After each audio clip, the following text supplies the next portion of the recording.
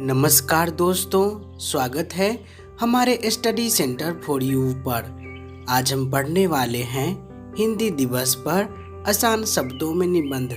तो आइए शुरू करते हैं।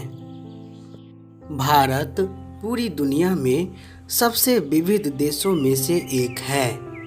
भारत में कई धर्म, रीति रिवाज, परंपराएं, व्यंजन और भाषाएं हैं। किसी भी देश की राजभाषा उस देश की पहचान होती है। भारत की राजभाषा हिंदी है, जो पूरे देश में एकता के सूत्र में बांधती है। हिंदी भाषा भारत की सबसे प्रमुख भाषाओं में से एक है। हिंदी भाषा में सबसे अधिक बोली जाने वाली भाषाओं में से एक है। हमारे देश में हिंदी भाषा को हर कोई आसानी से समझता और बोलता है। हिंदी को देश की मातृभाषा का दर्जा दिया गया है। आज हिंदी दुनिया में सबसे अधिक बोली जाने वाली भाषाओं में से एक है। हिंदी भाषा का सम्मान देने के लिए हर साल 14 सितंबर को हिंदी दिवस और राष्ट्रीय एकता दिवस मनाया जाता है। 1949 में भारत की संविधान सभा ने हिंदी भाषा को देश की आधिकारिक भाषा के रूप में अपनाया था।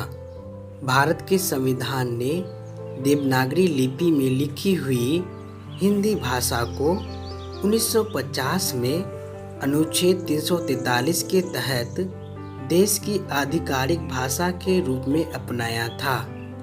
इसके साथ साथ भारत सरकार के स्तर पर अंग्रेजी और हिंदी दोनों भाषाओं का औपचारिक रूप से प्रयोग किया जाने लगा। साल 1949 में 14 सितंबर को हिंदी दिवस के रूप में मनाया जाने लगा। हिंदी भाषा का सम्मान करना हर भारतीय का कर्तव्य होता है। हिंदी दिवस भारत में हिंदी का विकास करने के लिए बहुत बड़े पैमाने पर मनाया जाता है।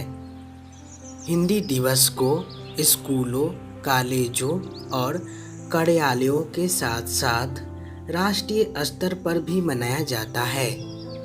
इस दिवस पर देश के राष्ट्रपति उन लोगों को पुरस्कार देते हैं जिन्होंने हिंदी भाषा के किसी भी क्षेत्र में उत्कृष्टता प्राप्त की है। स्कूलों व कॉलेजों में प्रबंधन समिति के द्वारा हिंदी वाद विवाद, कविता, कहानी बोलने की प्रतियोगिताएं भी रखी जाती है।